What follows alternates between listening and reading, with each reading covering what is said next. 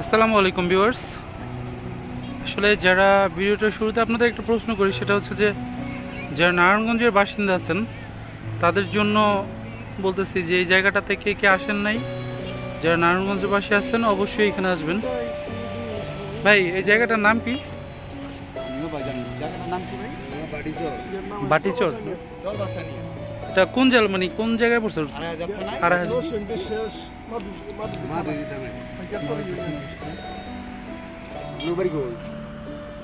রূপগঞ্জ। দেখেন মাশাআল্লাহ জায়গাটা কত সুন্দর। এই যে এই রাস্তাটা নদীর পাড় দিয়ে, এটা কতখানি দূরে গেছে?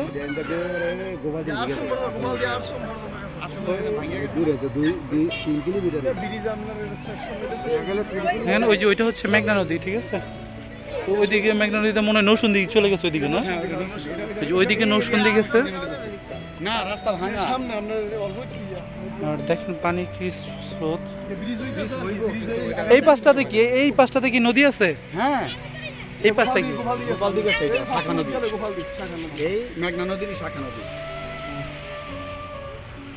যারা নারায়ণগঞ্জে বা রূপগঞ্জে থাকেন তারা অবশ্যই এখানে আসবেন, অনেক ভালো লাগবে। আসলে আমি লাইফে ফার্স্ট টাইম এখানে আসলাম। এত সুন্দর জায়গা যে এখানে আছে এটা আমি জানতাম না। আচ্ছা, আমরা এখন এইদিকে বাইক চালায় যাবো এই নদীর পাড়টা দিয়ে, দেখি কতখানি যাওয়া যায়।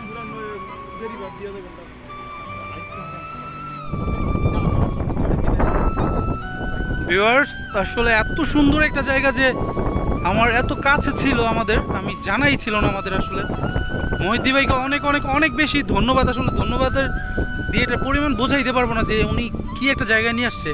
আসলে আমরা একটু শেষ সময় চলে আসছি। আমার মনে হয় যে আমরা যদি আর আধা ঘন্টা বা 40টা মিনিট আগে আসতে পারতাম এখানে, ভাই কি যে একটা ভিউ আপনাদের মানে দেখাইতে পারতাম। বাতাসের একটা শব্দ সেই লাগতেছে, আর ওই যে চাঁদ উঠতেছে, ট্রলার যাচ্ছে অন্ধকার।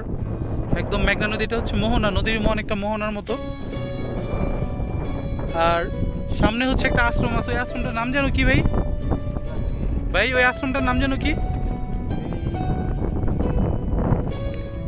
আমি বিবেকানন্দ একটা চ্যারিটি ট্রাস্টের আশ্রম, ইন্ডিয়ার যে স্বামী বিবেকানন্দ ওনার যে চ্যারিটি ট্রাস্টের একটা শাখা এটা।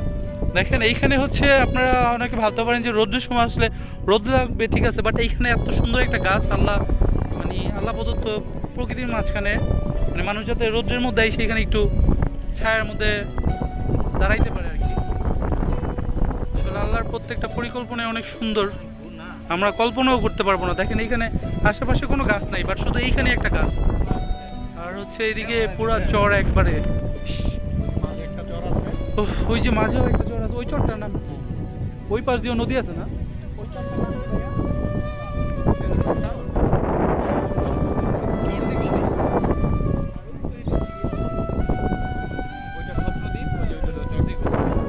স্বপ্নদ্বীপ, চরদিঘুলটি।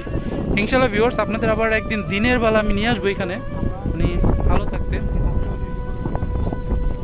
ও এইখানে বিষ্ণুনন্দী হাট। আচ্ছা, আমরা হচ্ছে আপনারা দেখেছেন হয়তো কয়েক ভিডিওতে যে আমরা বিষ্ণুনন্দী গরুহাটে আসি, তো ওইটা হচ্ছে বিষ্ণুনন্দী গরুহাটটা। বাট এইখান থেকে এত কাছে যে এত সুন্দর একটা প্লেস ছিল আসলে জানা ছিল না। আপনারা চাইলে চলে আসবেন, যাদের বাইকার ভাইয়ের আছেন, বিশেষ করে বাইকার ভাইদের রিকোয়েস্ট করতেছি আমি, যে রিকোয়েস্ট এই কারণে করতেছি যে আসলে না আসলে আপনি বুঝবেন না যে জায়গাটা আসলে কতটা সুন্দর। বলেন বলেন ভাই, কিছু বলেন। সারি সারি ট্রলার আসতেছে, সারি সারি ট্রলার আসতেছে, মেয়েদের সারি সারি ট্রলার আসতেছে। থ্রি পিস টাইপের কিছু নাই ভাই, খালি সারি সারি শাড়ি এত পছন্দ করেন কি?